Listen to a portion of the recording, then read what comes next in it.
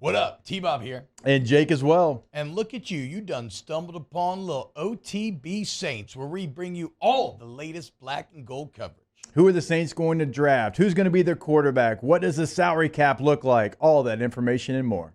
Hope you enjoy it. Like, subscribe. Derek Carr right now, injured, but talking to the media, not ruling anything out. Him and Diz Allen are describing his condition as week to week. Remember, he has a sprained AC joint on that throwing shoulder. I don't know how bad the sprain is, like what grade it is.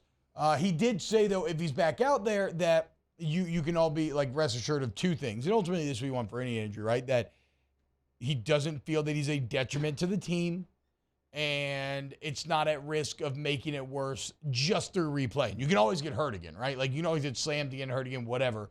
But it's not going to be one of those things where it's like, if you play, it's guaranteed to get worse. And you know what got me thinking about, Jake? Because Mike Triplett on New Orleans on Football had a really good sit-down where he actually talked to Drew Brees, who in 2014, AC joint throwing shoulder, grade 1 sprain, grade 1, so the lowest one, ends up playing immediately 6 days later the next game against Pittsburgh.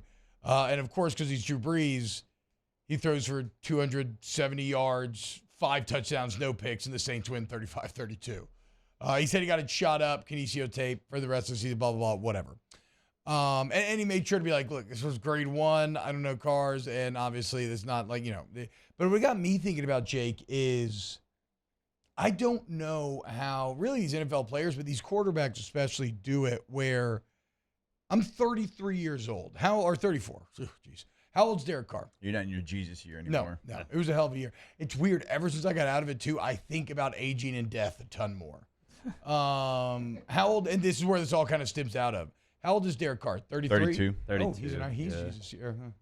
Okay, so 32? Mm-hmm. How do you feel, Jake, if you when you think about getting hurt? If you think about breaking a rib or an arm or a dislocated shoulder or a torn knee, because I marvel at how we used to just accept these things as just things that can happen. Just regular everyday things. Like pain was just an everyday part of life. Yeah. I've had a long time now without pain. And especially now at this age, everything would feel that much worse. I don't know how Drew Brees was out there with broken ribs at 40 years old playing in an NFL game. These guys' mental and physical toughness is just on another level. Yeah, and it's something you have to do, and Toradol's a hell of a thing as well, but you got to go out there, and every guy's a little bit different. I mean, there's some guys that, I had an injury one time, and I didn't miss practice or a game, and another guy had the same injury, and he missed 4 weeks, and the team was trying to use me against him, and I was like, y'all don't do that. There's differences here, and it's not even a toughness thing. It's I'm not missing practice, so y'all ain't cutting me type thing. Yeah. And so, every injury is, I guess, a little bit different. Playing through injuries is certainly something as well. It's a risk because of you can get injured farther. I mean, you can obviously go out there and not put your best performance on tape. That's always something that it's always people very frustrating. Don't really Nobody think cares. about. You still get criticized all the same. You're going to get criticized like you're 100% healthy. So injuries in the NFL are a little bit different than maybe even college. And so if you want to go out there and if you want to play in this game, and if you can't hurt it where it's going to keep you out 3 to 4 weeks, because correct me if I'm wrong, I had an AC sprain, a numerous amount of times in my career just because of the position I played. I'm sure you actually said you never did. I don't know. I had a couple torn labrums. I've had 2 surgeries. And I had one of those. On the shoulder. But for me, it was like a pain thing. It wasn't like I can hurt this thing. Now, it was painful, but I wonder how much, if he gets a helmet on that or how much he can actually tape, because it's a painful deal. Well, and as he said on Sunday, he couldn't even lift his arm. It is his throwing arm. He said if it wasn't his throwing arm, that he probably could have come back in the game, even though he would have been limited. Again, I have no great conversational flourish or payoff here. I just caught myself really appreciating how psycho some of these longtime NFL vets are, that at this age, where my body now just feels like it's starting, and I know anybody who's older is listening like, oh, screw, just wait, I get it, right? It's all it's for all of us. It just we continue to feel older because we're getting older, right? And then the older person always looks at the younger person, like, shut the hell up.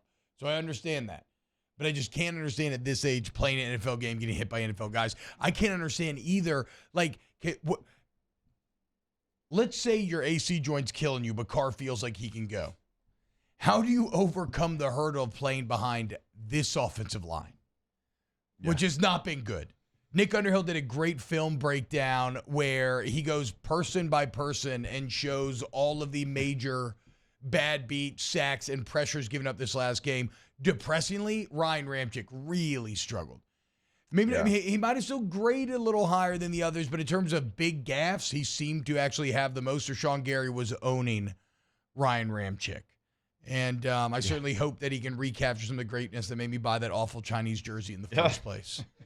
Yeah, because if you have that jersey, you want it to at least be a stud. Yes. Well, that was the point. Yeah. If you're going to buy an O-line jersey, they got to be a beast. Yeah.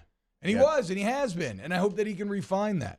But, I mean, how do you do, like, what do you think's going through Derek Carr's head as he's going to be suiting up whenever it is 1 week, 2 weeks, 3 weeks to play again behind this offensive line? No, and he's not going to be fully healthy. Right. Like, he'll come back before he's fully healthy. That takes some big-time mental and physical toughness right there. Well, I think he's got it. I mean, he played for the Raiders, and I'm not trying to throw shade. Sure. It's just it is what it is. He's been on some bad teams and had to be behind a bad offensive line. So, and he seems like somebody that his mental makeup is pretty elite. Like, he feels like somebody that is very secure in who he is and the player that he is. And so I don't really worry about that. Now, if I'm the Saints and I'm paying Jameis Winston the money that I'm paying him, I would need him to step up, and I would go to him and you'd be like, hey, look, we're not going to play an injured quarterback over you. Like, we need you to be the leader of this team for 2-3 weeks, whatever that might be. And because if the Saints are playing an injured Derek Carr over Jameis Winston, that's a bad sign. Yeah, it's a problem. Because you're supposed to, like Derek Carr even said yesterday in the media, Jameis Winston is a starter in this league. Or at least he has been. He's supposed to be. I mean, I think all of us, even though, he hasn't maybe lived up to what we thought he could, he's still one of the 32 best quarterbacks in the world. I think I agree with that for sure. There's still some quarterbacks. I mean, hell, the Jets situation right now, right? You feel better about Jameis being the quarterback than Zach Wilson. So he's still somebody that, has an elite skill set, and you got to go out there and you have to trust him for 2 games or whatever that might be, because I don't think you want to roll Derek Carr out there with an AC joint on his throwing shoulder at 60% behind that offensive line. And I know they're never gonna do this because and because it's smart too, because the Saints' pathway to winning right now is gonna be rooted in great defense and kind of conservative offense. Yeah. But I would love it if they just let Jameis rip once again.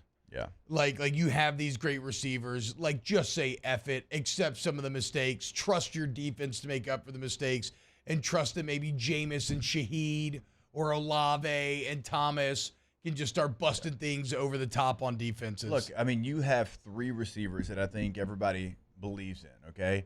Yeah, go out there.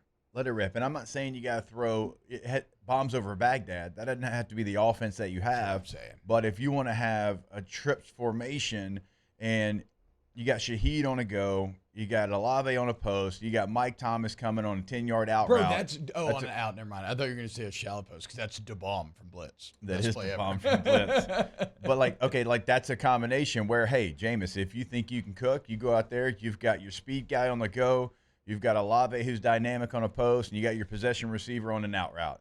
Like, those are concepts that aren't crazy, but it gives everybody their skill set, and it gives Jameis the ability to show off his arm. If it's not there, come back down to the out route. I mean, there's things you can do that give him the option of doing both. It's almost like I just maybe, and again, this is a bit unfair to the staff's decisions because, like, what if you did this and it's horrible because you throw a bunch of picks and you end up losing worse. But if you keep trying this conservative style and you keep falling just short, then it's like you've kind of by playing it safe, you've ended up like kind of killing yourself, right? I mean, that's what you did last season to to the tune of 7-10, and this year you're 2-1. You're 2-1, but let's see where it goes after this. Wow, just amazing black and gold takes right there, Jake. I don't think I've ever heard any takes that are better than the 2 guys that just gave you that take. And you can keep getting them by going ahead and liking, subscribing, ringing the bell to get notifications when we post. Have a great day. We'll see you on the next OTB Saints.